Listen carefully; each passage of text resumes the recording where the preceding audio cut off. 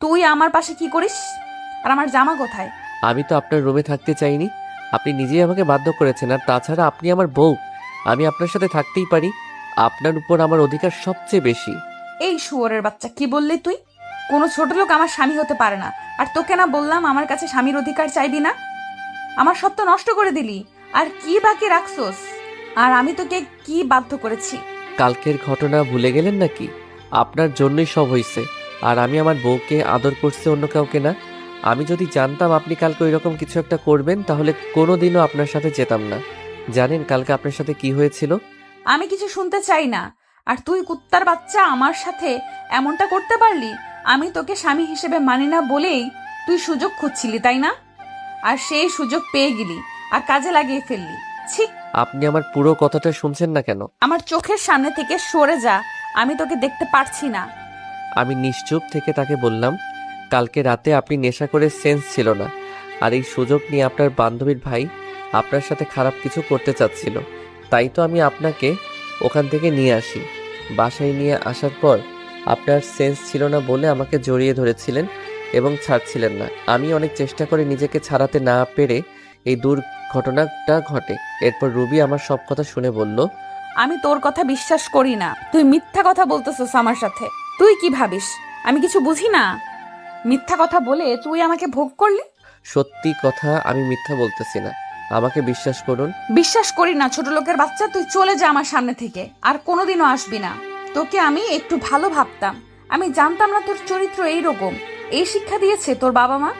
এতই যদি শরীরের চাহিদা থাকতো পুত্রালয়ে যাইতি। এসব কথা শুনে আমার রাগ উঠে গেল। সে আমার চরিত্র নিয়ে কথা বলল।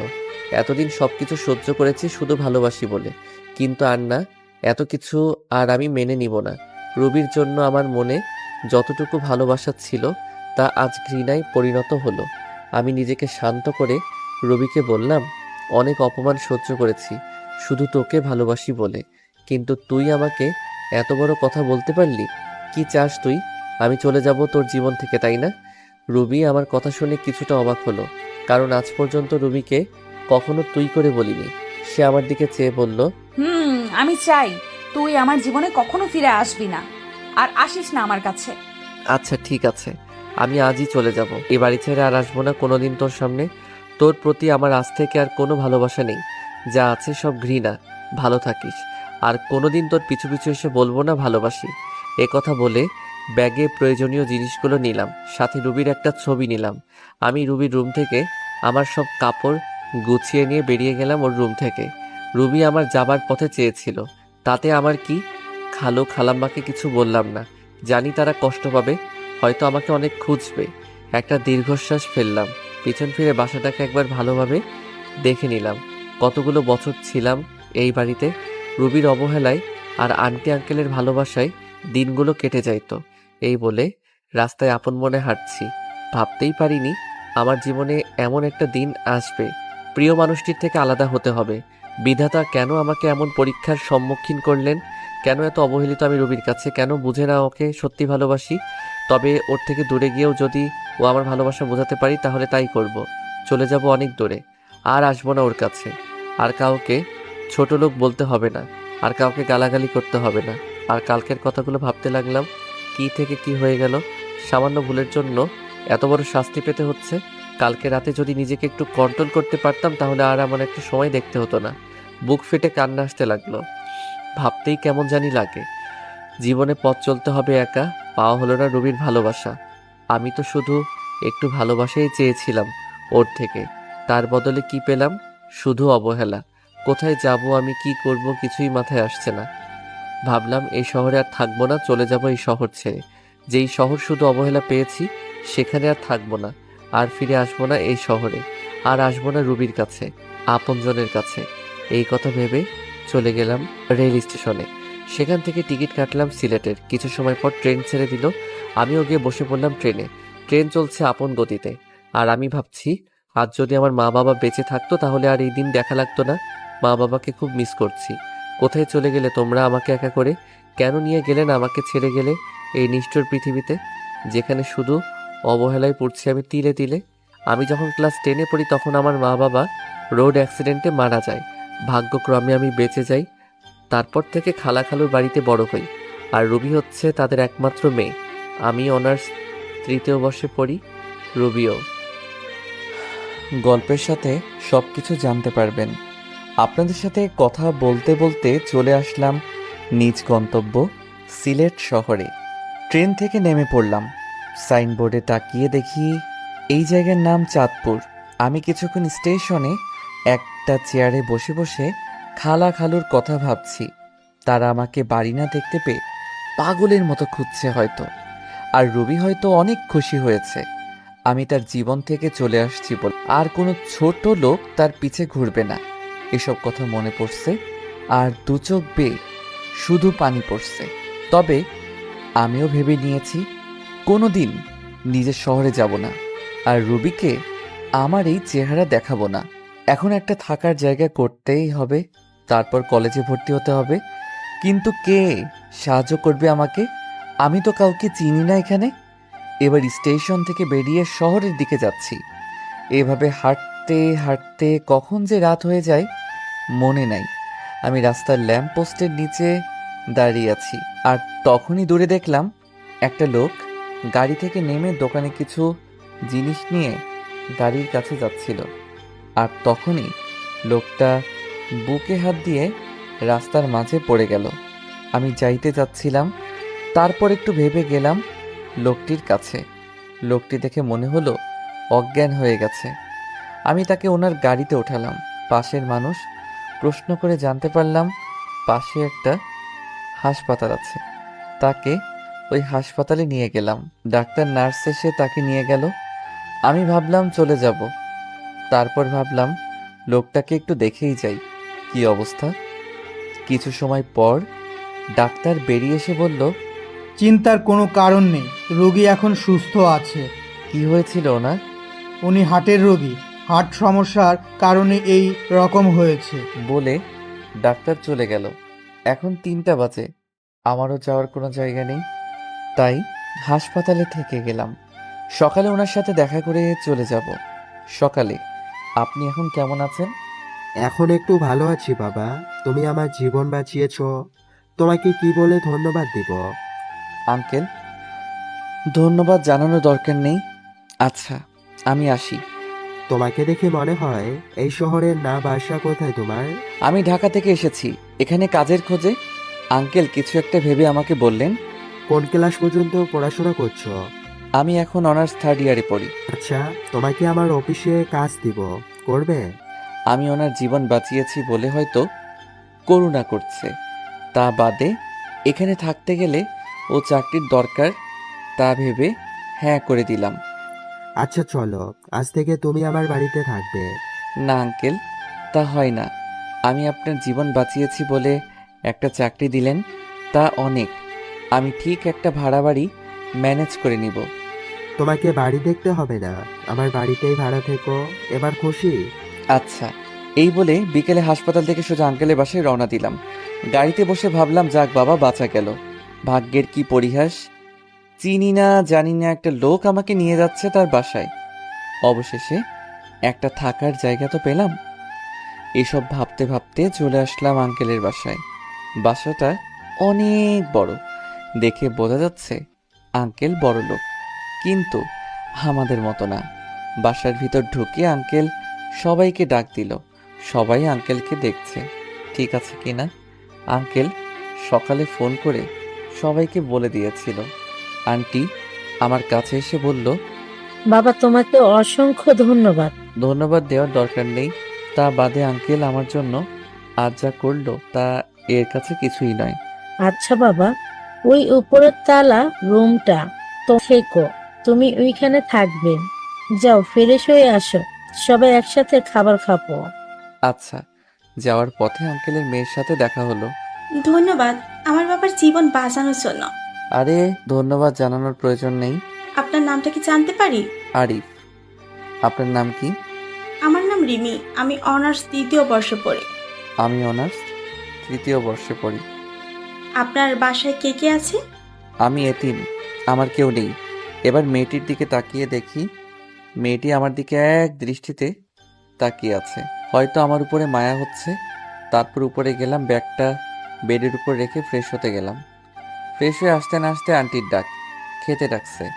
নিচে গিয়ে খাবার টেবিলে বসলাম, সবাই একসাথে খাচ্ছি। তখন আঙ্কেল বলল, তোমার তো এখনো পড়ালেখা শেষ হয়নি, তা পড়াশোনা ছেড়ে দিবে নাকি? না আঙ্কেল, চাকরির পাশাপাশি পড়াশোনা করব। তারপর রাতের খাবার খেয়ে রিমি আমার সাথে রুমে গেল। দুজনে মিলে রুমটা একটু গোছালাম। আসলেই রিমি মেয়েটা অনেক সুন্দর আর অনেক ভালো।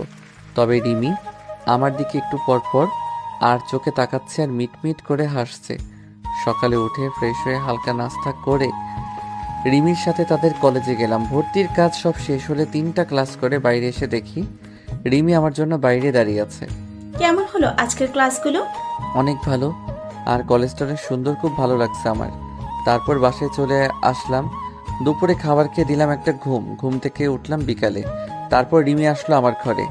আরে রিমি, এখানে কেন? কেন আসতে পারি না বুঝি? আরে তোমার বাসা, তোমার ঘর, তুমি আসবে না তো কে আসবে? বলছিলাম কোনো দরকার ছিল নাকি, তাই বললাম। না, সেই রকম কিছু না, ভাবলাম তোমাকে নিয়ে একটু ঘুরতে যাব।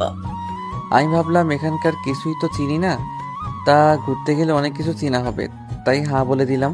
তারপর দুজনে মিলে বের হলাম ঘুরতে। রিমি নীল একটা শাড়ি পরেছে, দেখতে খুব সুন্দর লাগছে।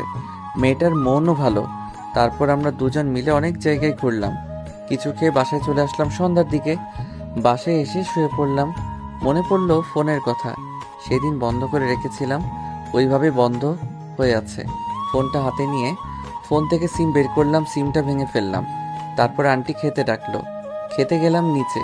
সবাই একসাথে ডিনার করলাম। তারপর আমি চলে গেলাম আমার রুমে। আজকে তাড়াতাড়ি ঘুমাতে হবে, কালকে কলেজে যাব না, কালকে আঙ্কেলের সাথে তার অফিসে যাব কাজ বুঝে নিতে। এই ভেবে ঘুমাতে যাচ্ছি, তাও ঘুম আসছে না। মনে পড়ে যাচ্ছে রুবির কথা।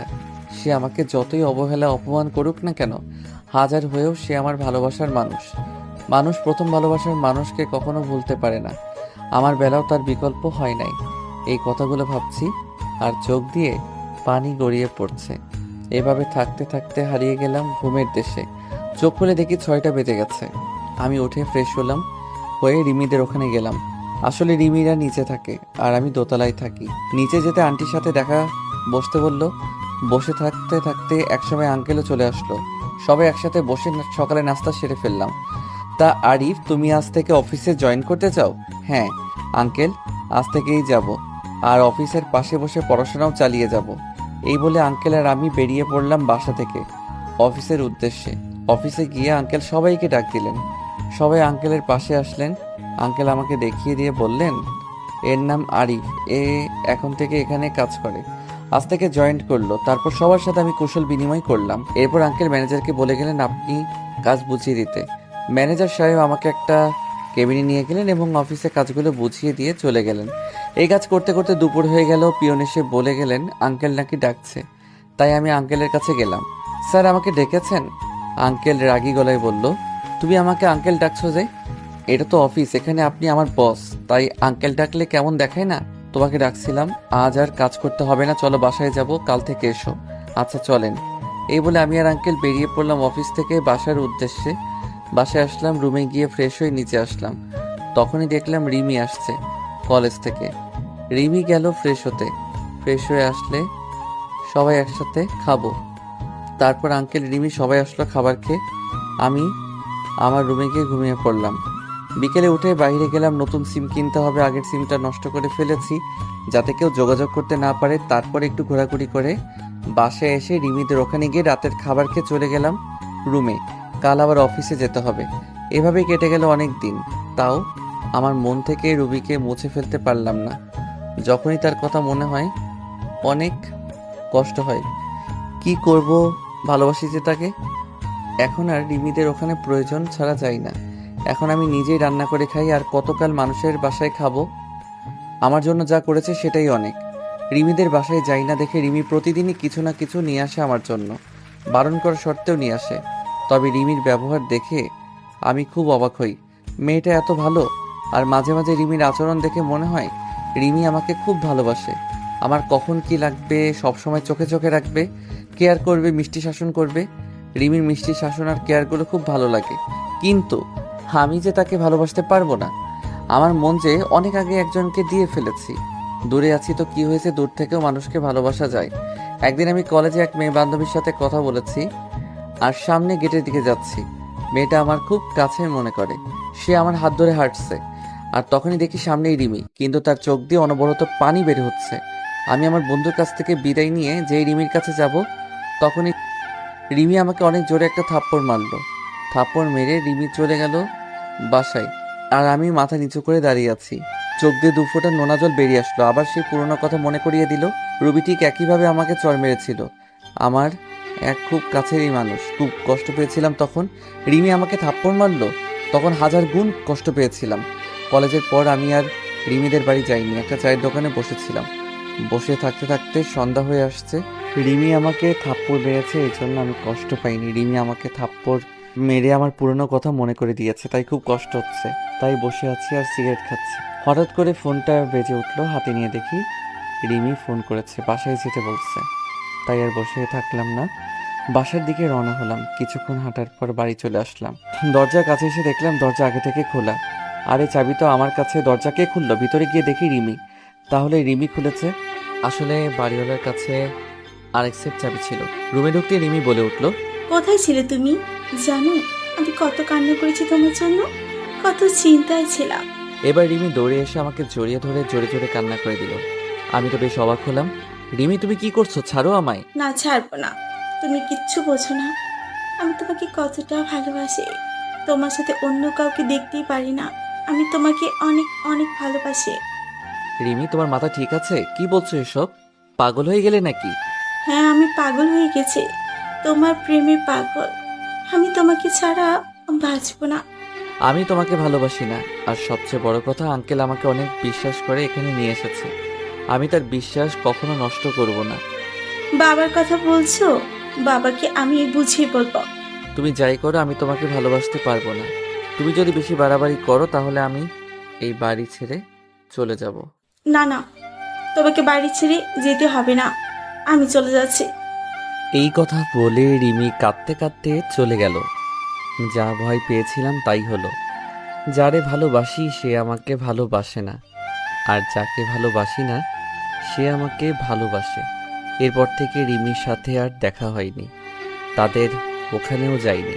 কি বলবো রিমিকে? আমি যে তাকে ভালোবাসতে পারবো না, আমি বিবাহিত।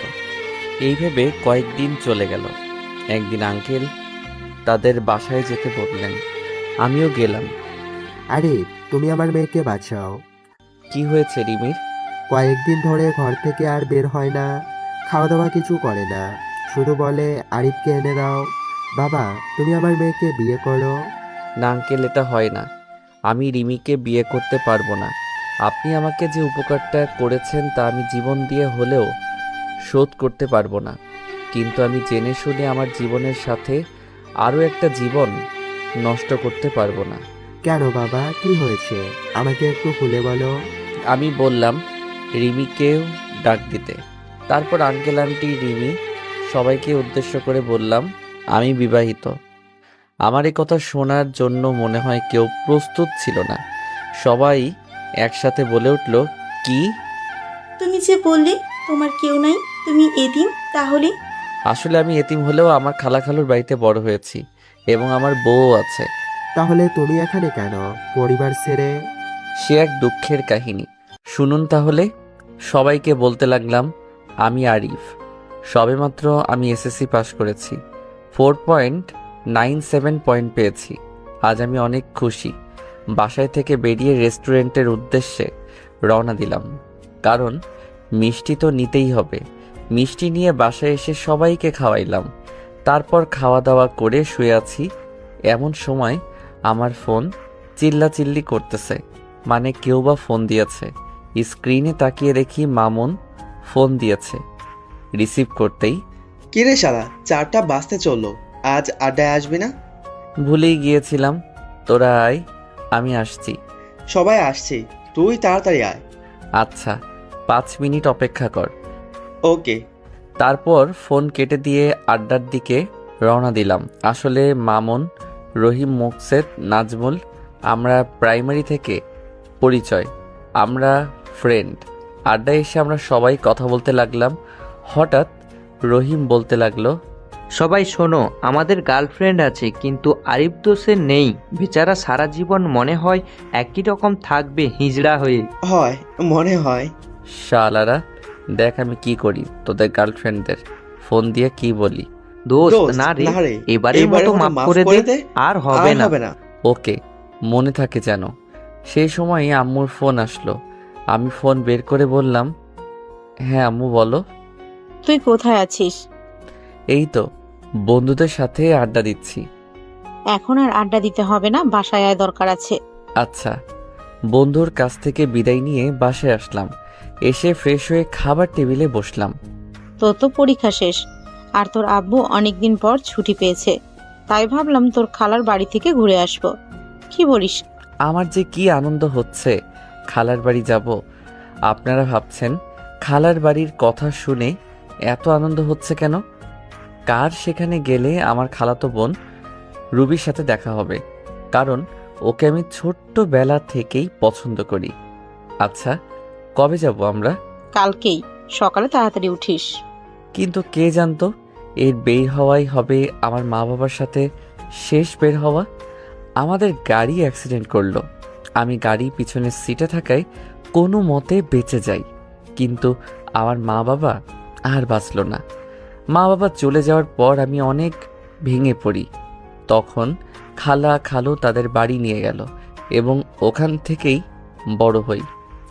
খালা আমাকে নিজের ছেলের মতোই ভালোবাসতো, কিন্তু রুবি যাকে আমি ভালোবাসি সে ছিল খুবই অহংকারী। আমাকে সে পছন্দ করতো না, বলতে গেলে আমাকে দেখতেই পারতো না। আমাকে অনেক অবহেলা করে, কলেজে যেও আমার সাথে খারাপ ব্যবহার করে। এভাবে দিন পার করতে লাগলাম। এখন আমি ভার্সিটিতে পড়ি। একদিন আমার বন্ধু আমাকে বলে সে একটা মেয়েকে পছন্দ করে। আমাকে একটা লাভ লেটার দিয়ে বলল ওই মেয়েটাকে দিতে। আমার আবার ওই মেয়েটার সাথে ভালো সম্পর্ক ছিল, তাই লাভ লেটারটা নিয়ে ওই মেয়েকে ডাক দিয়ে চিঠিটা ওর হাতে দিলাম। সে সময় রুবি পাশ দিয়ে যাচ্ছিল। এসব দেখে মেয়েটার হাত থেকে চিঠিটা নিয়ে, তো সাহস কি করে হয় ওই মেয়েকে প্রেমপত্র দেওয়ার? আমি ইচ্ছা করে দেইনি। তোকে আর কিচ্ছু বলতে হবে না। তোদের মতো কিছু ছেলের জন্যই আজকে মেয়েরা সমাজে অবহেলিত। কয়েকদিন পর ভার্সিটিতে এসেই মেয়েদের প্রেমপত্র দেওয়া শুরু। জানি না সামনে আর কি করবি। তোকে দেখে তো মনে হয় একদম নিষ্পাপ বাচ্চা, কিন্তু তুই যে এমন একটা কাজ করবি তা তোকে দেখে কেউই বুঝতে পারবে না। আর শোন, আর কখনো কোনো মেয়ের সাথে এরকম করবি না। মাথা নিচু করে দাঁড়িয়ে আছি। অনেক ছাত্রছাত্রী দাঁড়িয়ে আমাকে দেখছে। কোনো কিছু না করে ও এইভাবে সবার সামনে অপমানিত হলাম। অবশ্য রুবির কাছ থেকে অপমানিত হওয়া আমার কাছে নতুন কিছু নয়।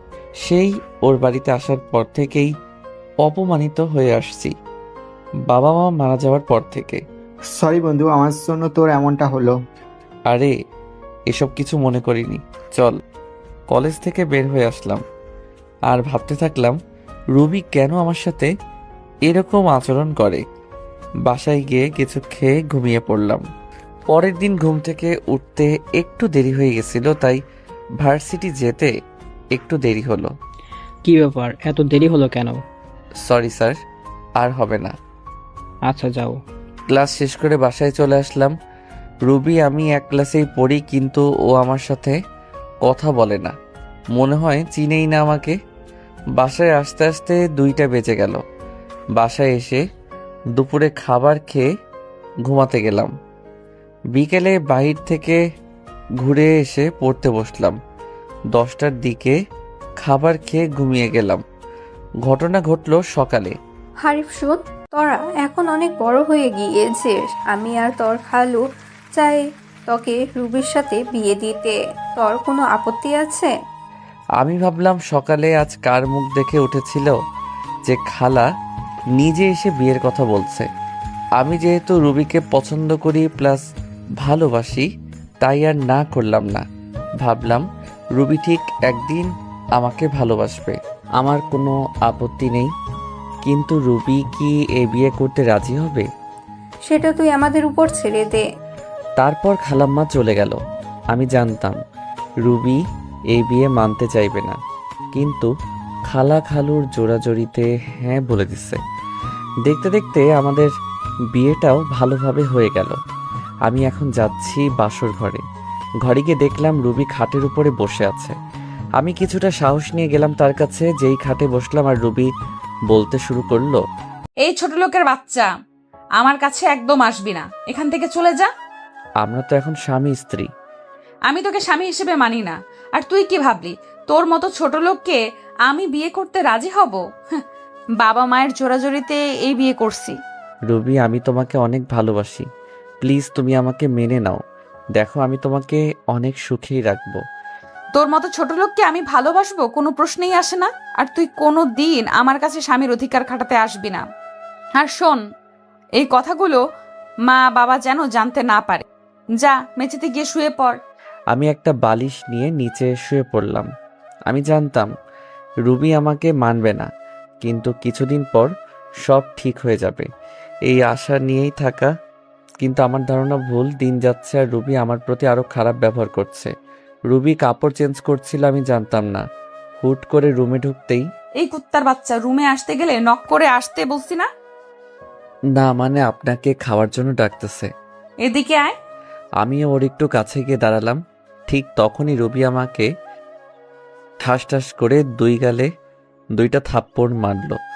থাপ্পড়গুলো অনেক জোরে মারল, তাই ঠোঁট কেটে রক্ত বের হতে লাগলো আর আমার চোখ দিয়ে পানি ঝরতে লাগলো। ভীষণ ব্যথা করতেছে। এরপর যদি রুমে আসিস তাহলে নক করে আসবি। যত সব ছোট লোক। এখন যা, আমি আসতেছি। আমি কিছু বললাম না। এইটা আমার সাথে শুধু আজকে ঘটেছে তা না, প্রতিদিনই আমার সাথে এইরকম করে রুবি। ঠোঁটে ভীষণ ব্যথা করতেছে। ওয়াশরুমে গিয়ে ঠোঁটের রক্তগুলো মুছতে চাইতেছি, কিন্তু হাত লাগাতে পারছি না। ভীষণ ব্যথা করতেছে। কোনো মতে ফ্রেশ হয়ে নিচে চলে আসলাম। নিচে গিয়ে দেখি রুবি খাওয়ার টেবিলে বসে আছে। আমিও গেলাম। আরিফ, এই দিকে আসো। জি খালু, বলেন। দাঁড়িয়ে আছো কেন? কি বসো, আমরা একসাথে খাবো। আমি রুবির দিকে তাকালাম। ও আমার দিকে আগুন চোখে তাকিয়ে আছে। আমি কিছু বললাম না। এখনো দাঁড়িয়ে আছি। কি হয়েছে আরিফ? তোকে বসতে বললো না? আসলে খালা আমাকে তুই করেই বলে। আমাকে নিজের ছেলের মতো ভাবেন। আমি এখনো দাঁড়িয়ে আছি আর রুবির দিকে চেয়ে আছি। রুবি শুধু রাগে ফুঁসতেছে। আরিফ, তোমাকে আমি বসতে বলেছি, তুমি দিন দিন অবাধ্য হয়ে যাচ্ছ। খালু, বসতেছি। আমি যখন বসতে যাব তখনই রুবি চেয়ার থেকে উঠে দাঁড়িয়ে যায় আর বলতে লাগলো, এই ছোট লোকের সাথে আমি এক টেবিলে বসে খেতে পারবো না। তোমাদের মন চাইলে তোমরা খাও। কিসের ছোট লোক? ভুলে যাস না রুবি, আরিফ কিন্তু তোর স্বামী। কিসের স্বামী? আমি মানি না। এই বলে রুবি না খেয়ে চলে গেল। খালা খালু দুইজন আমার দিকে অসহায় দৃষ্টিতে তাকিয়ে আছে। আমি মুচকি হেসে বললাম, খালু, আমি কিছু মনে করিনি রুবির কথায়। একদিন সব ঠিক হয়ে যাবে ইনশাল্লাহ। তাই যেন হয় বাবা। হায়, তোকে আমি নিজ হাতে খাইয়ে দে। আমি আর কিছু না বলে চুপচাপ খেয়ে নিলাম। এরপর রুমে চলে আসলাম। রুমে এসে দেখি রুবি খাটে শুয়ে আছে। আমি সোফায় গিয়ে শুয়ে পড়লাম। আব্বু আম্মুর কথা খুব মনে পড়তেছে। আজকে যদি ওরা বেঁচে থাকতো তাহলে আর আমাকে এইরকম দিনগুলো দেখতে হতো না। আব্বু আম্মুর জন্য খুব খারাপ লাগতেছে। চোখে পানি চলে আসছে। তবে খালা খালু মাঝে আমি আমার মা বাবাকে দেখি, তারা আমাকে অনেক ভালোবাসে। কথাগুলো ভাবতে ভাবতে ঘুমিয়ে গেলাম। ফজর নামাজের আজান শুনে ঘুমটা ভেঙে গেল। তাই উঠে ফ্রেশ হয়ে নামাজ পড়ার জন্য মসজিদে গেলাম। চারদিকে হালকা হালকা আলো ফোটা শুরু করেছে। এরপর নামাজ পড়ে মোনাজাত করতে লাগলাম আব্বু আম্মুর জন্য। এক পর্যায়ে মনে পড়ে ছোটবেলার কথা। আব্বুকে ঘোড়া বানিয়ে তার পিঠে চওড়া, আব্বুর সাথে স্কুলে যাওয়া, কান্না চলে এসেছে। বলতে লাগলাম, কেন তোমরা আমাকে একা করে চলে গেছো? তোমাদের সাথে নিলে না কেন? কেন রেখে গেলে এই নিষ্ঠুর পৃথিবীতে, যেখানে মা বাবা ছাড়া আর কেউ আপন নয়? কেন হলো আমার সাথে এইরকম? কেন আমাকে অবহেলা করে? কেন কেন? কথাগুলো বলতে লাগলাম আর কান্না করতে লাগলাম। এরপর বাসায় চলে আসলাম। বাসায় ঢোকার সময় খালা আমাকে তাদের রুম থেকে ডাক দিলেন। রুমে গিয়ে দেখি খালা নামাজের বিছানায় বসে আছেন। আমি গিয়ে খালার পাশে বসলাম। আমার মাথায় হাত রাখলেন। রুবি, তোকে খুব কষ্ট দেয় তাই না রে? মুচকি হেসে বললাম, ও এমন কিছু না খালা, ভালোবাসার মানুষটার তাই তো কষ্ট দেয়, অন্য কেউ তো আর না। আমি সব বুঝি রে বাবা, তোর জন্যই খুব কষ্ট আমার। মেয়েটা কেন তোর সাথে এমন করে কিছুই বুঝি না। কষ্ট এখন আর হয় না খালা, কষ্টগুলো এখন সহ্য করতে শিখে গেছি। দেখিস রুবি একদিন তোকে ভালোবাসবে। হুম। আচ্ছা তুই এখন রুমে যা, আর শোন রুবিকে ডেকে তোল, আমি নাস্তা তৈরি করতেছি। আচ্ছা খালা। এরপর রুবিকে ডাক দেইনি, কারণ ওকে ডিস্টার্ব করলে আবার আমার কপালে খারাপই আছে। ভালোবাসি তাই ওকে কিছু বলতেও পারি না। রুবিকে না ডেকে আমি কলেজে যাওয়ার জন্য রেডি হয়ে নিলাম। এরপর আবার নিচে চলে গেলাম, গিয়ে দেখি রুবি নিচে নাই। খালা, রুবি কই? কেন তোকে না বললাম ও ঘুম থেকে ডেকে তুলতে? ও খালা, ভুলে গেছি। আচ্ছা গিয়ে নিয়ে আয়। এরপর আমি রুবিকে ডাকতে চলে গেলাম। এরপর ডাক দিলাম কিন্তু কোনো উত্তর দিল না। আবার ডাক দিলাম, এরপর ওপার থেকে রুবি বলল, কি হয়েছে?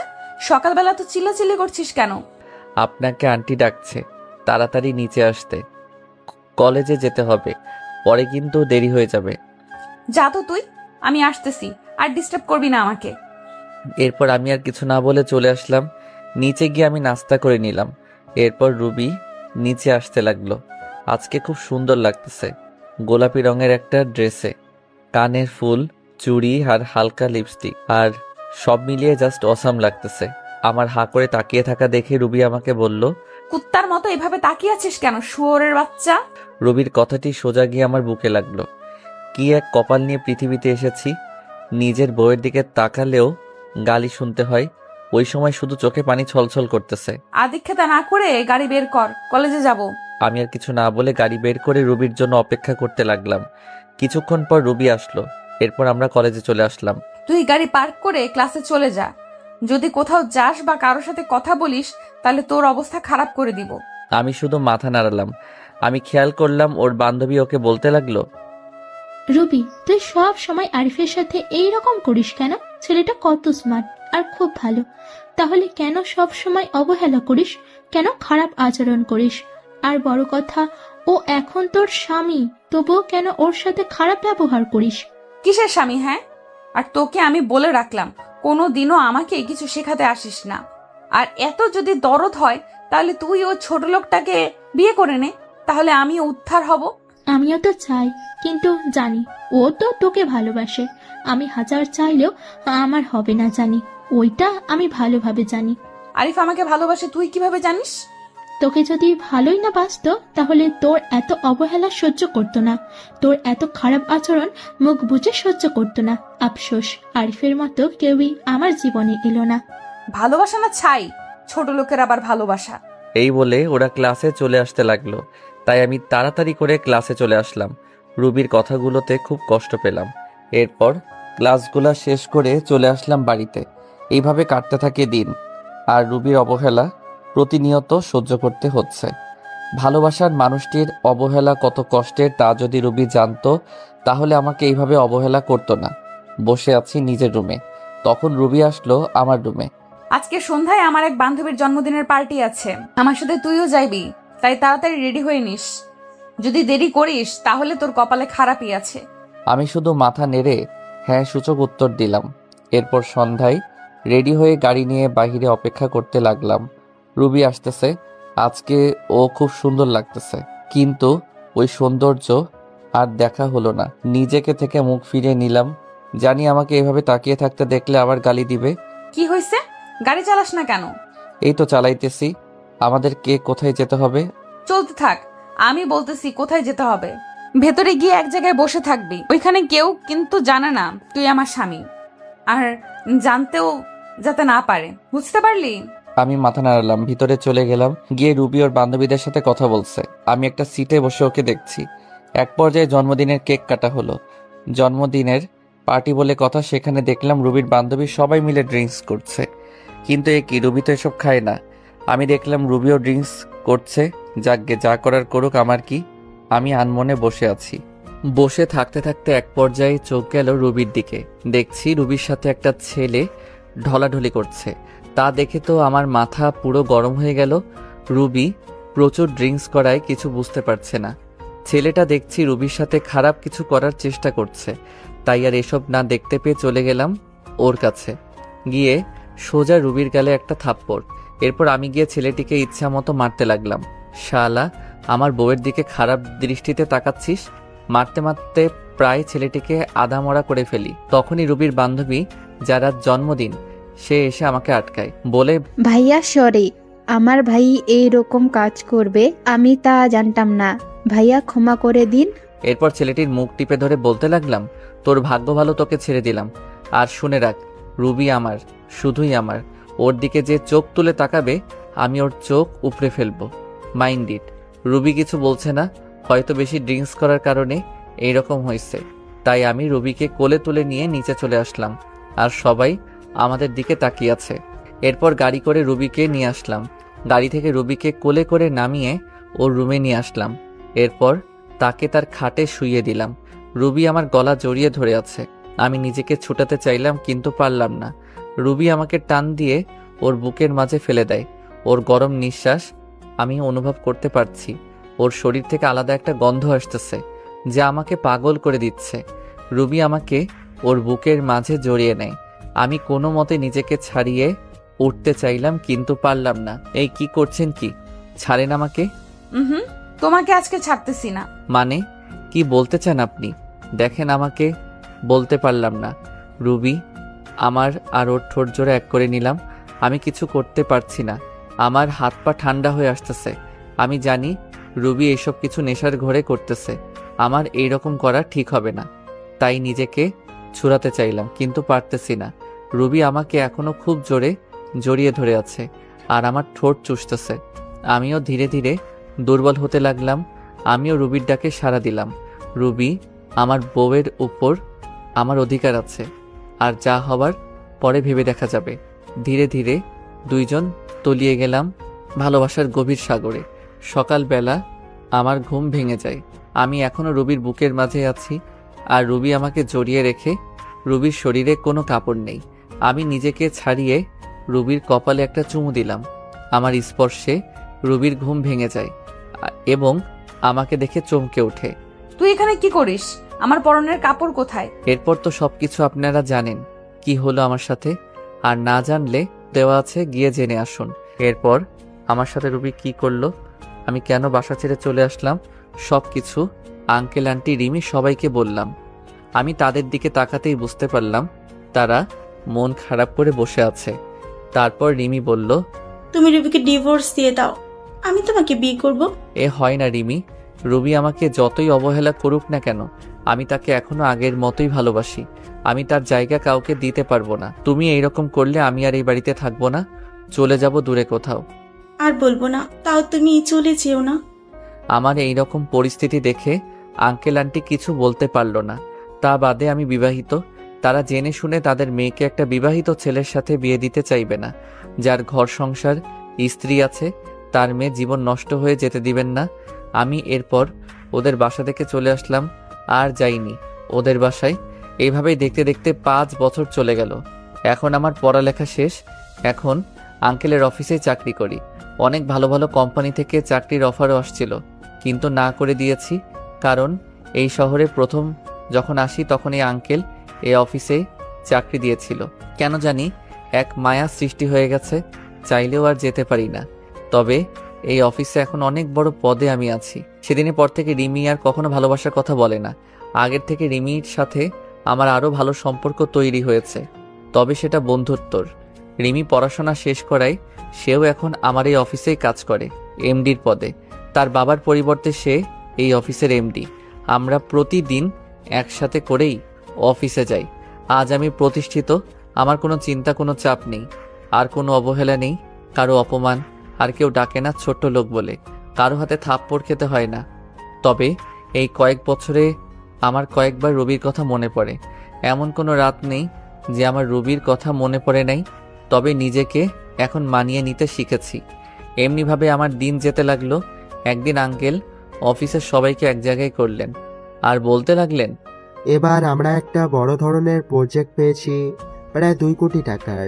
তাই এই কাজটা আমি আরিফকে দিতে চাই। আরিফ, তুমি কালকে বেরিয়ে পড়ো। প্রজেক্টের কাজটা ঢাকা কথাটা শুনে আমার মাথা ধরে গেল। আমি বলতেও পারছি না যে এই কাজটা আমি করতে পারবো না। এত বড় প্রজেক্ট যে, তাই কিছু বললাম না। বাসায় এসে শুনলাম রিমিও যাচ্ছে আমার সাথে এই প্রজেক্টের কাজে। আঙ্কেল বলল, তোমাকে ওখানে থাকার কোনো চিন্তা করতে হবে না। রিমির ফুপুর বাড়ি ওখানেই তোমরা থাকবে কাজ শেষ না হওয়া পর্যন্ত। সকালে বের হব, তাই রাতে সবকিছু গুছিয়ে নিলাম এবং ঘুমিয়ে গেলাম। সকালে রিমি আর আমি রওনা হলাম ঢাকার উদ্দেশ্যে। রেল স্টেশনে গিয়ে টিকিট কাটলাম, সিলেট টু ঢাকা। কখনো ভাবতে পারিনি যে আবার ফিরবো ঢাকা। ভেবে নিয়েছিলাম আর কখনো যাব না, কিন্তু কি করার, ভাগ্যের যে লেখা আছে তাই হবে। রবি হয়তো আজ নতুন সংসার করতেছে, আমার কথা ভুলেই গেছে। এবার রিমি আর আমি ট্রেনে উঠলাম, গিয়ে বসে পড়লাম নিজের সিটে। ট্রেন চলছে আপন গতিতে। ভাবতে ভাবতে কখন যে ঢাকায় পৌঁছে গেছি খেয়ালই করলাম না। প্রাণের শহর ঢাকা শহর। আজ 5 বছর পর আসলাম। 5 বছর কেটে গেল, আজ আবারও ঢাকা ফিরছি। সবকিছু অচেনা মনে হচ্ছে। দেরি না করে সোজা রওনা দিলাম রিমির ফুপুর বাসায়। আমাকে দেখে চিনতে পারিনি, আর চিনবেই বা কি করে। আমার পাশে রিমির দিকে তাকিয়ে দৌড়ে চলে আসলো রিমির কাছে। রিমিকে ধরে বলল, মা, তুমি যে আসবে আমি কখনোই কল্পনা করতে পারিনি। সেই ছোট্টবেলায় এসেছিলি, আর তো একবারও আসিসনি। আমাদের কথা মনে পড়ে না বুঝি? যা ফ্রেশ হয়ে আসো, আমি খাবার বেড়ে দিচ্ছি। আর হ্যাঁ, তোর পাশের ছেলেটা কে রে? ও আমাদের অফিসে কাজ করে, আর আমরা অফিসের একটা প্রজেক্টের জন্য এখানে এসেছি। ফ্রেশ হয়ে সবার সাথে দুপুরে খাবারটা খেয়ে শুয়ে আছি। এমন সময় রিমি এসে বলল, বিকেলে ফ্রি আছো? জবাবে হ্যাঁ অবশ্যই, তাছাড়া এখন তো আমার কোনো কাজ নেই, ফ্রি তো থাকবই। বলছিলাম কি ফুপু, বিকালে একটু ডাক্তারের কাছে যাবে? একা একা যাবে না, তাই আমাকে নিতে চাচ্ছে আমার সাথে, যদিও তুমিও যাও। আরে সমস্যা নেই, আমি তো ফ্রি আছি, গেলাম না হয় তোমার সাথে, সময়টাও কেটে যাবে। একা একা থাকতে কি আর ভালো লাগে? আচ্ছা, তুমি এখন রেস্ট নাও। বিকেলে রিমি একটা আকাশি কালারের শাড়ি পরছে, কাচের চুড়ি হাতে, চোখে কাজল দিয়ে আমার সাথে বের হয়েছে। ওকে দেখলে যে কোনো মানুষ প্রেমে পড়ে যাবে। ওকে দেখে রুবির কথা খুব মনে পড়ে গিয়েছে। যথারীতি ডাক্তারের চেম্বারে পৌঁছে গেলাম। রিমির ফুপুকে ডাক্তার দেখা শেষ, তারপরে চেম্বার থেকে বের হব, এমন সময়ে একজন শাড়ি পরা নারীর সাথে ধাক্কা খেলাম। এই যে মিস্টার, দেখে শুনে চলতে পারেন না? কণ্ঠটা খুব পরিচিত মনে হলো। পিছন ফিরে তাকাতে বড়সড় ধাক্কা খেলাম। মনের কষ্টটা আবার জেগে উঠল। এই যে রুবি সামান্য একটু পরিবর্তন হয়েছে শুধু। মেয়েদের বয়স ধরা খুব মুশকিল। তার নজর আমার দিকে পড়তেই অবাক দৃষ্টিতে তাকায় আমার দিকে, চোখ জোড়া ছলছল করতেছে। আরও অবাক হলাম, তার হাতে 3-4 বছরের একটা ছেলে, একদম রুবির মতো দেখতে হয়েছে। রুবির চোখ থেকে পানি পড়তেছে, আমি একদম স্পষ্ট দেখতে পাচ্ছি। এখানে বেশিক্ষণ থাকা যাবে না, তাহলে আমি যে আবার মায়ায় জড়িয়ে যাব। তাকে সরি বলে রিমিকে নিয়ে দ্রুত চেম্বার থেকে বেরিয়ে পড়লাম। এত বছরের কষ্টগুলো আমার ভেসে উঠল মনের ভিতর। নিজেকে কিছুতেই সান্ত্বনা দিতে পারছি না। রাতে বাসায় এসে কিছু না খেয়ে শুয়ে পড়লাম। আন্টি অনেক জোর করলো, খেলাম না আমি। সকালবেলা ঘুম ভাঙতেই দেখি রিমি নাস্তা হাতে নিয়ে দাঁড়িয়ে আছে। আমাকে দেখে বলল, রাতে তো কিছুই খাওনি, এখন একটু খেয়ে নাও। না করতে পারলাম না। নাস্তা খেয়ে বসে আছি। রিমি এসে বলল, ঘুরতে যাবে? একটু বাইরে থেকে ঘুরে আসি, তোমার মন ভালো হয়ে যাবে। অনিচ্ছা সত্ত্বেও রাজি হলাম। রিমিকে নিয়ে একটা নদীর ধারে বসে আছি। গাছপালা সমৃদ্ধ এই নদীর ধার। একটু ঘোরাঘুরি করে রাস্তা দিয়ে বাসায় যাচ্ছিলাম। রিমিও সাথে আছে। মেয়েটা খুব ভালো, আমাকে আপন মনে করে। এখন হয়তো ভালোবাসে আমাকে, কিন্তু সেদিনের ঘটনার পর থেকে আর কিছু বলে না। হয়তো ভয় বলে না। আমি চলে যাব বলেছিলাম। এমনই ভাবে হাঁটছি, এমন সময় পিছন থেকে কেউ বলে উঠল, কেমন আছো আরিফ? পিছনে তাকাতেই দেখি রবি। কে আপনি, আর কি চাই? আপনি করে বলছো? ধুর, আমি আপনাকে চিনি নাকি? এমন ভাবে বলছো মনে হয় যেন আমাদের কখনোই দেখা হয়নি। দেখুন, আমাকে বিরক্ত না করলে খুশি হব। রিমিকে আমার পাশে দেখে বলল, তোমার বউকে তোমার সাথে খুব মানিয়েছে। একথা বলাতেই আমার মেজাজটাই বিগড়ে গেল। মন চাচ্ছে কষে দুটো থাপ্পড় দিয়ে বলি, তোর কারণে, শুধু তোর কারণে ভুল বোঝার জন্য আমার জীবনটা নরকে পরিণত হয়েছে। পাবলিক প্লেস, এজন্য কিছু বলি নাই। রিমিকে নিয়ে সাথে সাথে ওই স্থান ত্যাগ করলাম। যাওয়ার সময় দেখতে পেলাম রুবির চোখগুলো ফুলে গেছে। তাতে আমার কি? আমি বারু কি হই? আমার কোনো যায় আসে না।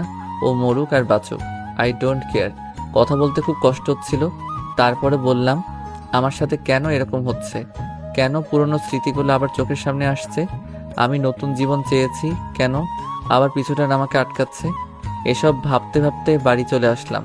এসে শুয়ে পড়লাম আর ভাবতে থাকলাম রুবির কথা। কিছুই ভালো লাগছিল না। রুবির সাথে দেখা হয়ে আমার জীবনটা আগের মতো হয়ে গেল। খালি রুবির কথাই চিন্তা করছি। পরক্ষণে মনে হলো রুবি তো স্বামী, সংসার, ছেলে সব আছে, তাহলে কেন শুধু শুধু চিন্তা করছি? শত হলেও আমার প্রথম ভালোবাসার রুবি, ভুলে কি থাকা যায়? রুবির কথাগুলো ভাবতেছি, স্বার্থপরের মতো আমাকে একা করে দিল। বিনা দোষে আজ আমি নিঃসঙ্গ। হয়তো এটাই নিয়তি, আমার নিষ্ঠুর ভালোবাসা। সন্ধ্যায় বের হয়ে গেছি, অনেক রাতে বাসায় ফিরলাম। কলিং বেল বাজাতেই রিমি দরজা খুলে দিল। মনে হয় আমার অপেক্ষায় বসেছিল। একটা মেয়ে আমার খুব কেয়ার নিতেছে। আমার সেদিকে কোনো মনোযোগ নেই। আমার হৃদয়ে শুধু রুবিই থাকবে। এত রাতে বাইরে কি করছিলে? রাতে বাইরে থাকতে নেই, ফ্রেশ হয়ে এসো, আমি খাবার দিচ্ছি। আমি কিছুই বললাম না, চুপচাপ খাবার খেয়ে বিছানায় চলে এলাম।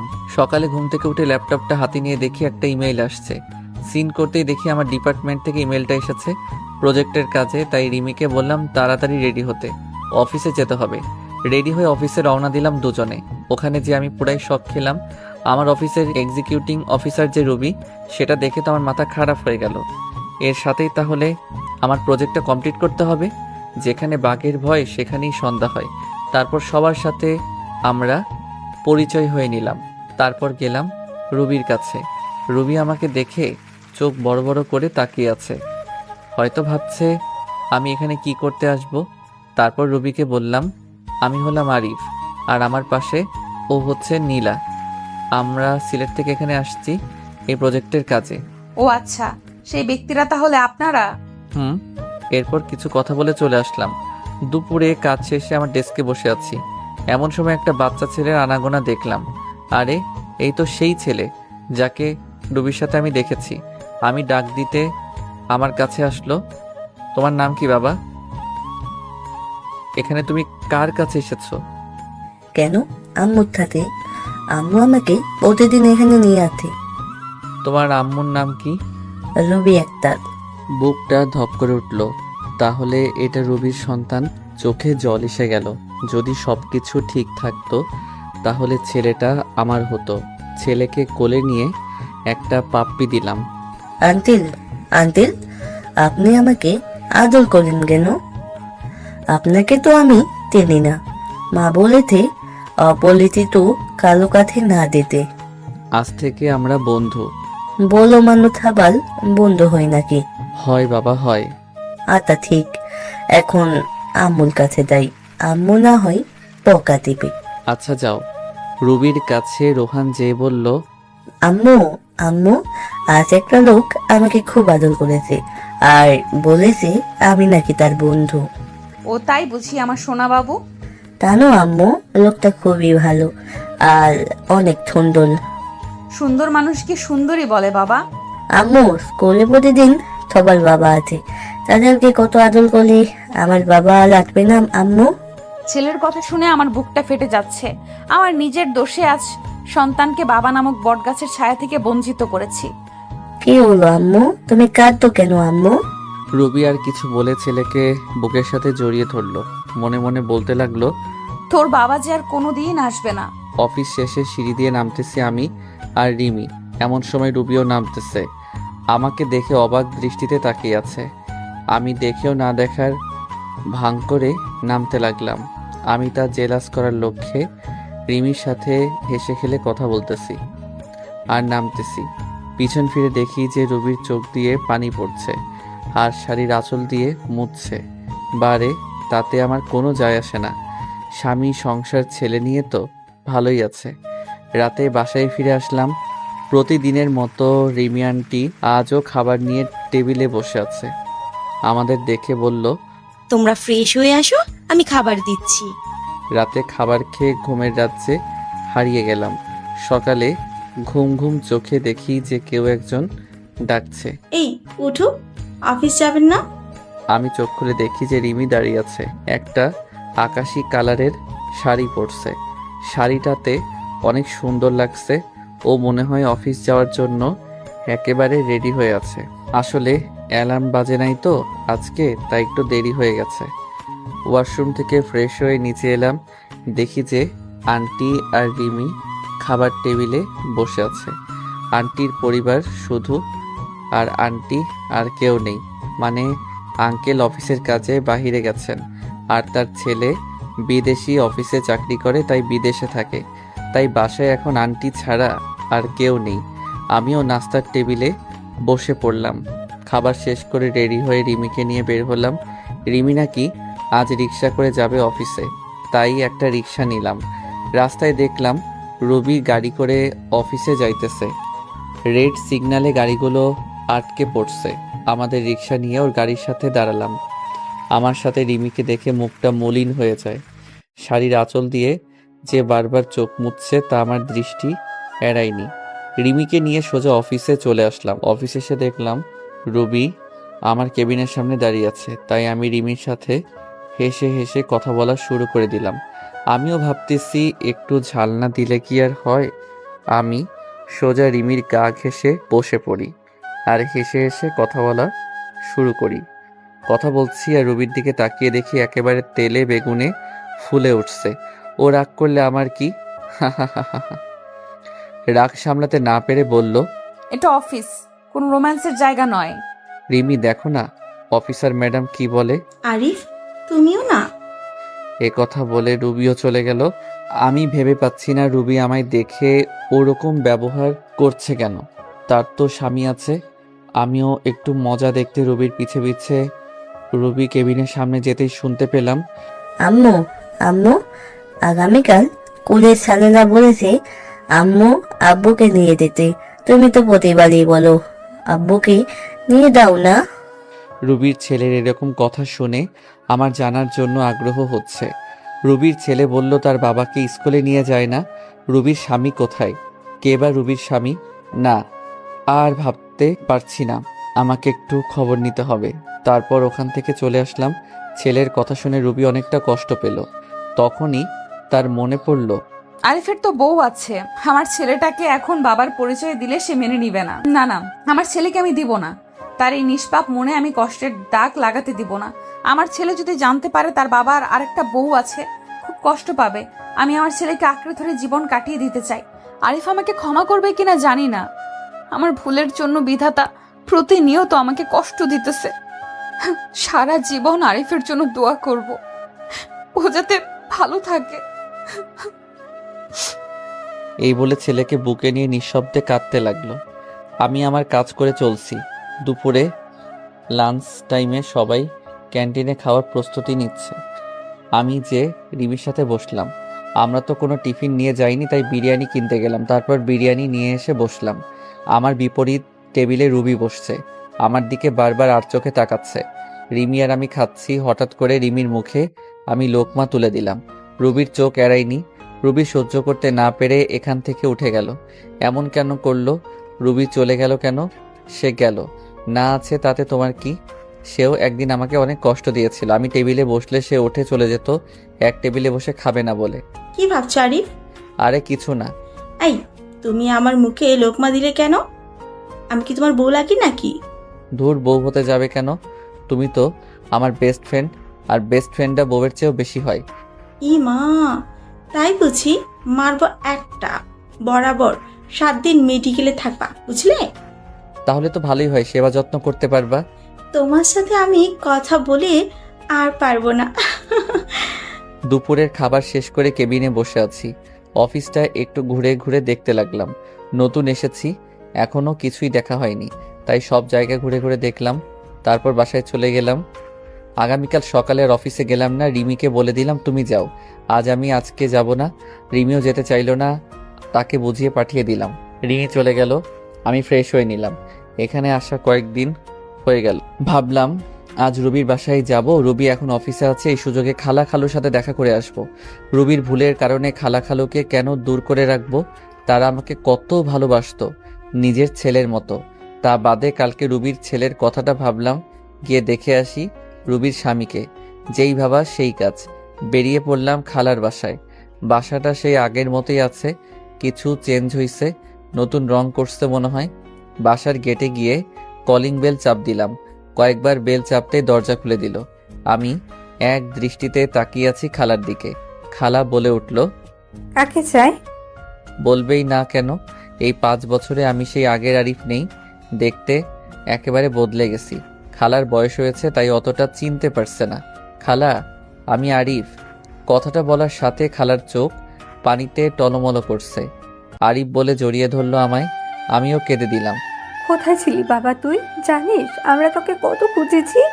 ওর খালু তো একেবারে ভেঙে পড়েছিল, তাকে না পেয়ে কেন এইভাবে চলে গিয়েছিলি তুই? ওর আমাদের কথা মনে পড়েনি একবারও? কেঁদেই যাচ্ছে। মনে পড়েছিল খালা, কিন্তু কি করব বলো, তখনকার পরিস্থিতি। আমি রুবিকে বলেছিলাম যে তার জীবনে আর ফিরে আসবো না। এখন তো রুবির বিয়ে হয়ে গেছে, স্বামী ছেলে সংসার সব হইছে, তাই আসলাম, তাই আবার ফিরে আসলাম। কি বলছিস তুই? রুবি বিয়ে হয়ে গেছে মানে? কেন, রুবি বিয়ে হয়নি? তার একটা ছেলেও তো দেখলাম। রুবির কোনো বিয়ে হয়নি, তুই ভিতরে আয়, বলছি সব তোকে। আমি ভিতরে গিয়ে বসলাম। খালার মুখ চেয়ে বসে আছি সবকিছু জানার জন্য। নীরবতা ভেঙে আমি বললাম, কি হলো খালা, বলো। তাহলে শোন, তুই যখন বাড়ি থেকে চলে গেছিস, রুবি তখন অনেক বেশি খুশি হয়েছিল।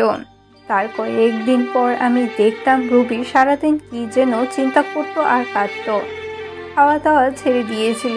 আমি যখন জিজ্ঞাসা করি তখন বলতে লাগলো, মা, আমি একটা বড় ভুল করে ফেলেছি মা। আমার জন্য আরিফ এই বাড়ি ছেড়ে চলে গিয়েছে। কি বলছিস? যা বলবি খুলে বল।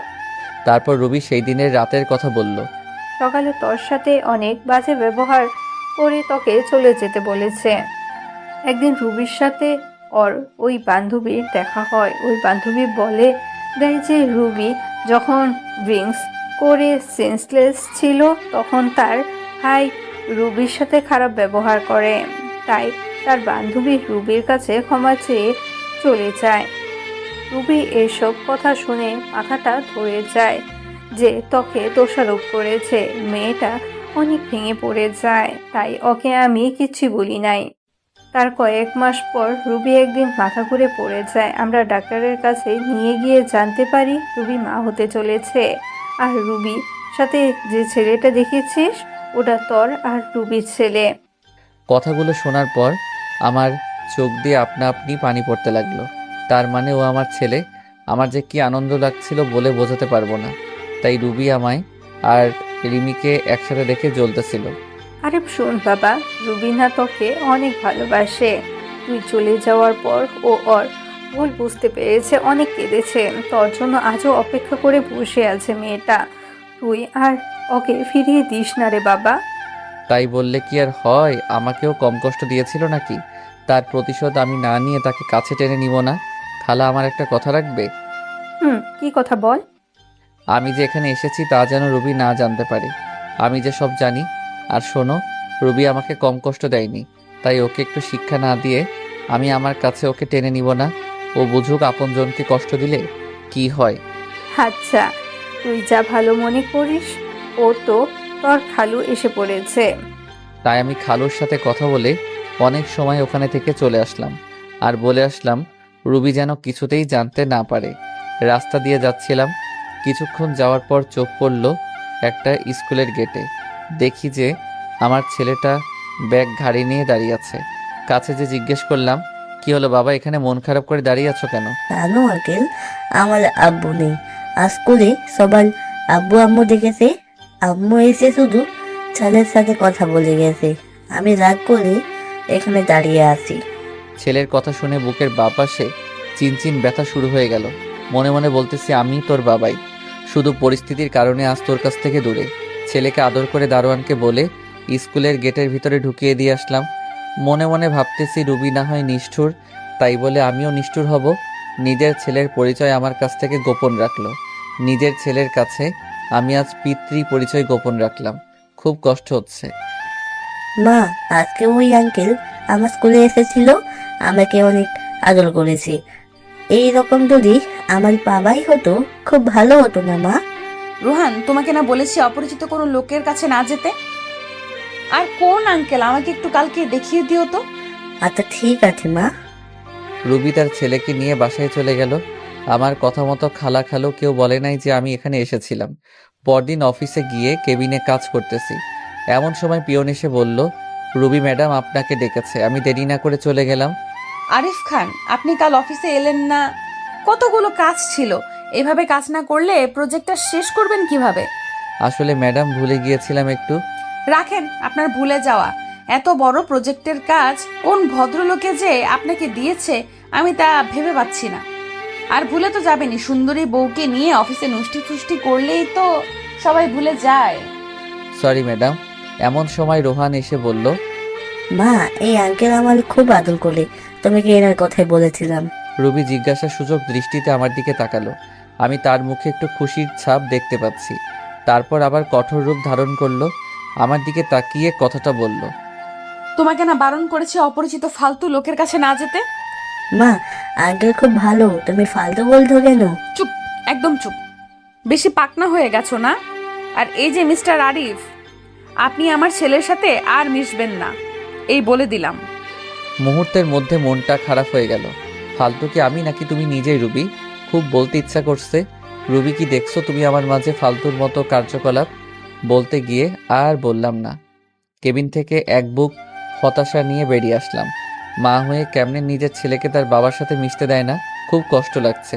আচ্ছা, আমিও তোমাকে বুঝিয়ে দিব রুবি কষ্টের উপলব্ধিটা কেমন। অফিস শেষে রিমিকে বললাম আমার সাথে ঘুরতে যাবে নাকি। রিমিও রাজি হয়ে গেল। আমি আর রিমি একটা পার্কে বসে আছি। আমার মনটা খারাপ দেখে রিমি জিজ্ঞেস করলো, মন খারাপ কেন আরিফ? কই কিছু না তো, এমনি। আচ্ছা, একটা কথা বলো তো আরিফ। কি? রুবি ম্যাডাম কিছুদিন থেকেই তোমাকে চোখে চোখে রাখছে। আমার সাথে হেসে হেসে কথা বলে প্রচুর রাগ হয়। সেদিন আমাকে জিজ্ঞেস করলো, তোমাদের আচরণ দেখে মনে হলো স্বামী স্ত্রী, কতদিন হয়েছে তোমাদের বিয়ে হওয়ার? আরও অনেক কথা বলেছে। আচ্ছা, তোমার সাথে রুবি ম্যাডামের কোনো সম্পর্ক আছে নাকি? আমি দীর্ঘশ্বাস ফেলে জবাব দিলাম, থাক না ওসব কথা। বলো না আরিফ। আমি তোমাকে আমার স্ত্রীর কথা বলেছিলাম না? রুবি সেই আমার স্ত্রী। কথাটা বলতেই রিমি অবাক হয়ে গেল। এই হচ্ছে তোমার বউ? আমি রুবিকে সব কিছু বলবো, ও তোমাকে মেনে নিবে। কিচ্ছু বলতে হবে না তোমাকে, যা করার আমি করব। তারপর রিমিকে বললাম, তুমি শুধু অফিসে আমার সাথে প্রেমের অভিনয় করবা, এতটুকু। অনেকক্ষণ নীরব থেকে রিমি মাথা নেড়ে হ্যাঁ জবাব দিল। রাতে দুজনে একসাথে বাসায় ফিরে আসলাম। খাওয়া দাওয়া শেষ করে বিছানায় শুয়ে পড়লাম। কি করব কিছুই বুঝতে পারছি না। ভাবতে ভাবতে ঘুমিয়ে পড়লাম। সকালে ঘুম ভাঙলো অ্যালার্মের শব্দে। তারপর রিমি ফুপু নাস্তা দিল, খেয়ে অফিসের উদ্দেশ্যে বেরিয়ে গেলাম।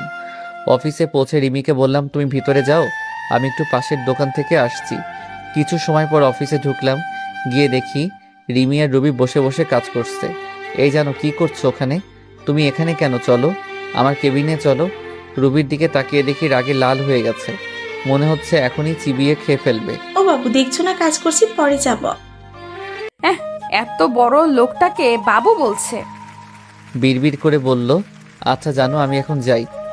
মা, একটা ফ্লাইং কিস ছুঁড়ে মারলাম। ভালো লাগছিল না, তাই অফিসের ছাদে গেলাম। গিয়ে দেখি আমার ছেলে একটা বল নিয়ে খেলছে। আমাকে দেখা মাত্রই আমার কাছে আসলো। তোমার আম্মু বকা দিবে না আমার কাছে আসছো যে?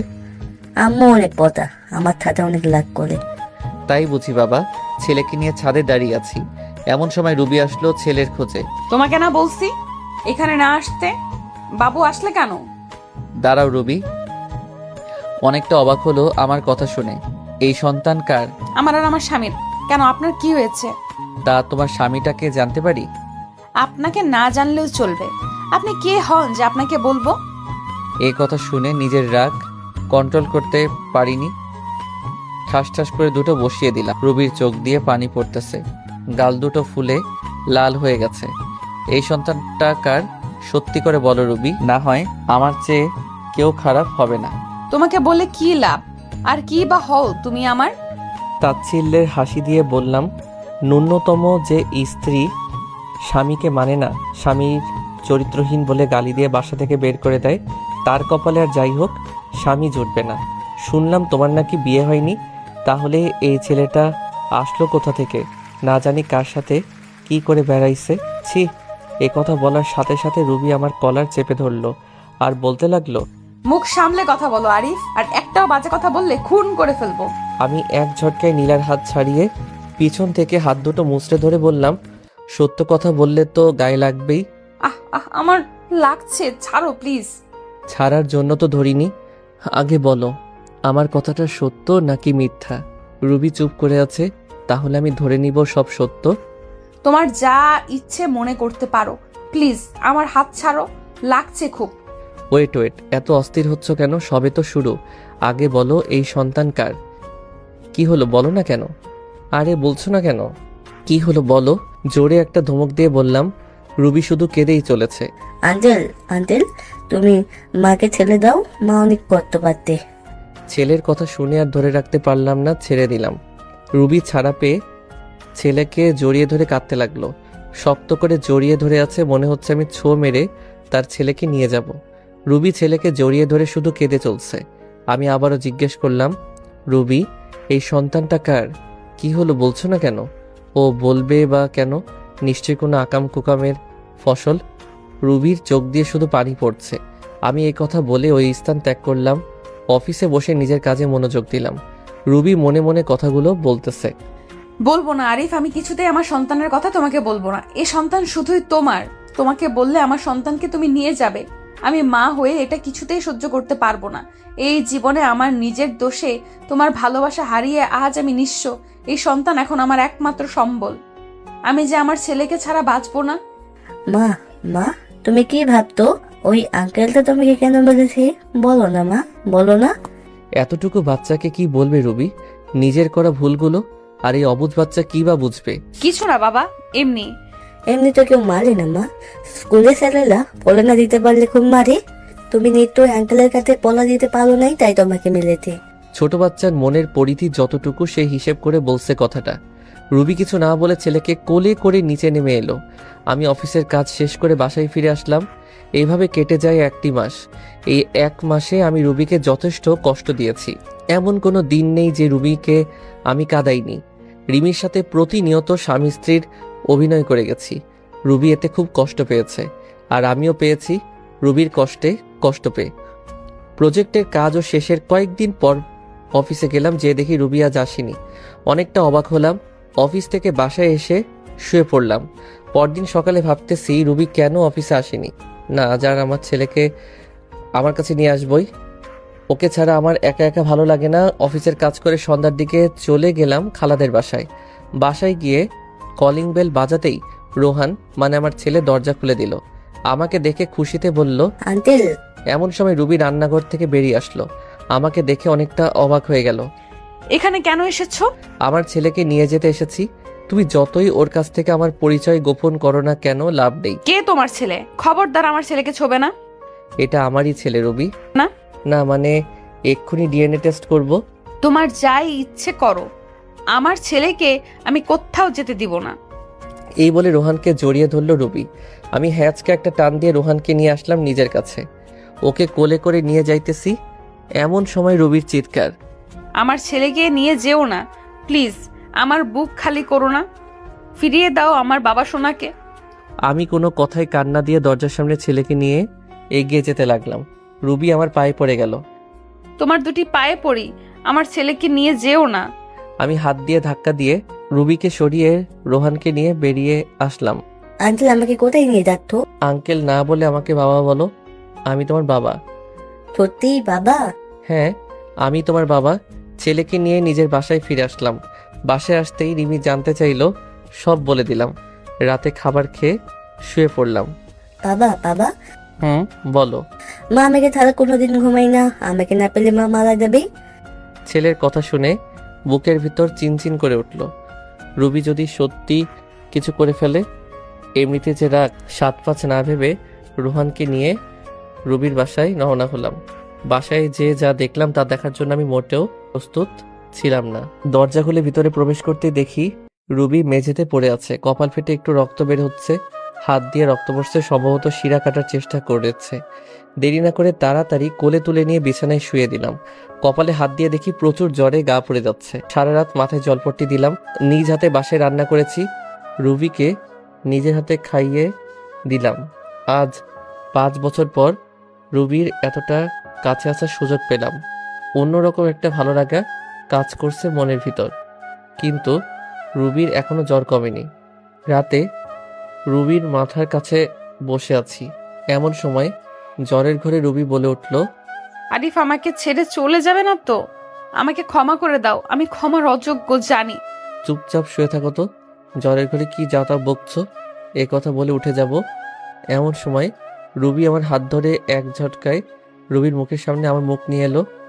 রুবি আমার কলার চেপে ধরে আছে, ওর নিঃশ্বাস আমার মুখের উপর পড়ছে। একদম খুব কাছে অবস্থান করছি আমি, আর বলতে লাগলো, আর কত কষ্ট দিবে আমাকে বলো আরিফ, বলো। তুমি যখন অন্য মেয়ের সাথে হেসে খেলে কথা বলো, আমার প্রচুর কষ্ট হয়, মনে হয় যেন মারা যাই।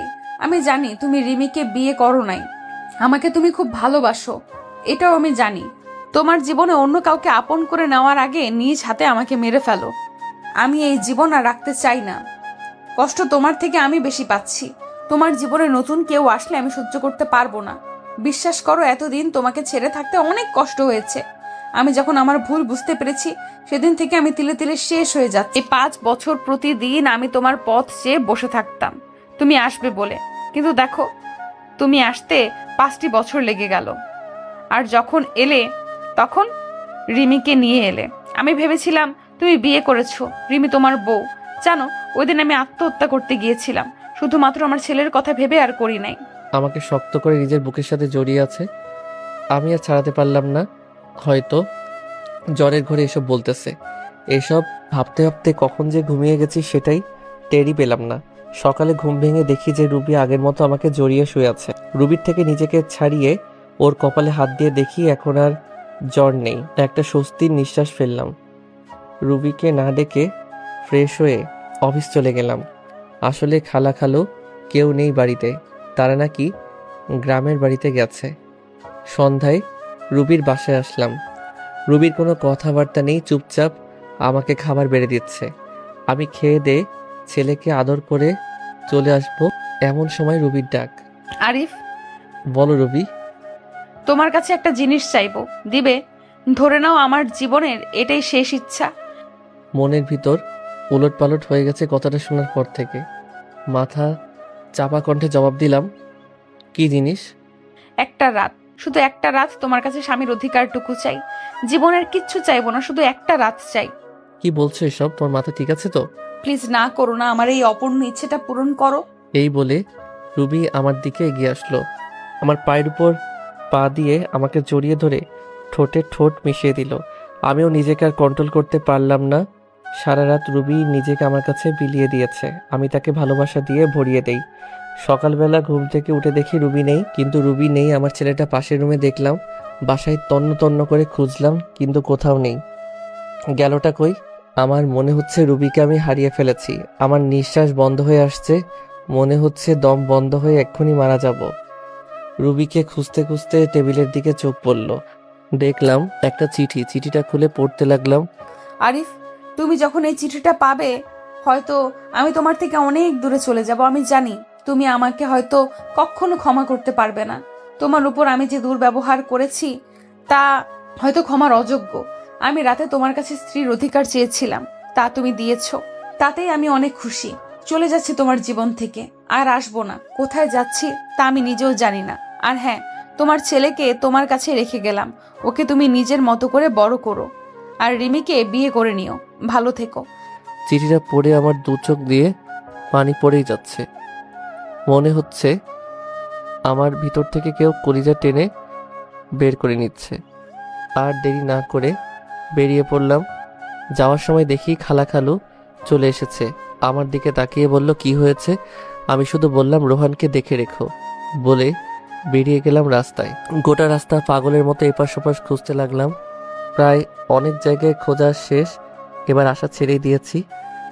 হাঁপিয়ে রাস্তায় বসে পড়লাম। কিছু সময় নিচে বসে থাকার পর সামনে চোখে পড়ল বাস স্টেশনের বেঞ্চের মেয়েটির দিকে। কি রুবির মতো? আমি ভুল দেখছি না তো? চোখ ডলে দেখলাম না, সত্যি রুবি বসে আছে, নিচের দিকে তাকিয়ে কান্না করছে। বাস এত সকালে ছাড়ে নাই, তাই মনে হয় বাসের অপেক্ষায় বসে আছে। আমি আর দেরি না করে দৌড়ে চলে গেলাম রুবির কাছে। গিয়ে বললাম, রুবি। আমার দিকে চেয়ে আবার মাথা নিচু করে আছে। রুবি, তুমি এইভাবে চলে আসলে কেন? কি হলো? কথা কানে যাচ্ছে না? বলো। মাথাটা খারাপ হয়ে গেল। বেঞ্চের থেকে টেনে দাঁড় করিয়ে দিলাম এক থাপ্পড়। গালে হাত, আমার দিকে চলো চলো চোখে তাকিয়ে কেঁদেই যাচ্ছে। আমার আর তার কান্না সহ্য হলো না, টান দিয়ে বুকের সাথে মিশিয়ে নিলাম। কি ভেবেছ নিজেকে? যখন তখন আমাকে কষ্ট না দিয়ে তোমার ভালো লাগে না, তাই না? জানো না আমি তোমাকে কতটা ভালোবাসি? আর কি বললে, আমি রিমিকে বিয়ে করে নিব, তাই না? যদি রিমিকে বিয়ে করতাম তাহলে 5 বছর আগেই করতাম। আমার হৃদয় শুধু তুমি আছো, যে জায়গা আমি কাউকে দিতে পারবো না। শুধুমাত্র সামান্য ভুল বোঝার কারণে আজ আমাদের এই পরিণতি, সম্পর্ক ভাঙনের পথে। কিন্তু রুবি, একবারের জন্যই কি আমাকে বিশ্বাস করতে পারোনি সেদিন? নাকি তোমার ব্যর্থতা? রুবি ফুপিয়ে ফুপিয়ে কাঁদছে। আমাকে ক্ষমা করে দাও আরিফ। তুমি ক্ষমা না করলে আল্লাহ আমার উপর নারাজ হবে। আমি নিজের স্বামীকে অনেক কষ্ট দিয়েছি। আমি চোখের জল মুছে দিয়ে বললাম, পাগলি, এতে ক্ষমা চাওয়ার কি আছে? তোমার আরিফ তোমার উপর কোনো রাগ করে নেই, তোমার উপর অসন্তুষ্ট হয়নি। কথা দাও, এইভাবেই ভালোবেসে যাবে তো সারা জীবন? এইভাবেই ভালোবেসে যাব। তারপর দুজনে বাসায় চলে আসলাম। এরপর খালা খালুর সাথে কথা বলতে বলতে রাতের খাবার খেয়ে নিলাম। আজ খালা খালু অনেক খুশি আমাদের মিল হওয়া দেখে। খাবার শেষে রুমে আসলাম, অপেক্ষা করছি রুবি আসার জন্য। কিছু সময় পর রুবি রুমে আসতে তাকে জড়িয়ে ধরলাম। কি করছো? কি ছাড়ো বলছি। আজ তো আর ছাড়ছি না। কাল তুমি স্ত্রীর অধিকার বুঝিয়ে দিয়েছ, আজ আমি স্বামীর অধিকার বুঝিয়ে নিব। রুবিকে কোলে তুলে নিয়ে খাটে ফেলে দিলাম, তারপর জড়িয়ে ধরে ঠোঁটের সাথে ঠোঁট মিশিয়ে দিলাম। এমন সময় দরজা খোলা থাকায় আমার ছেলে ঘরে চলে আসলো। তোমরা কি করতো?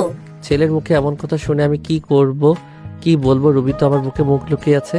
আসলে তোমার আম্মুর খারাপ লাগছিল তো, তাই।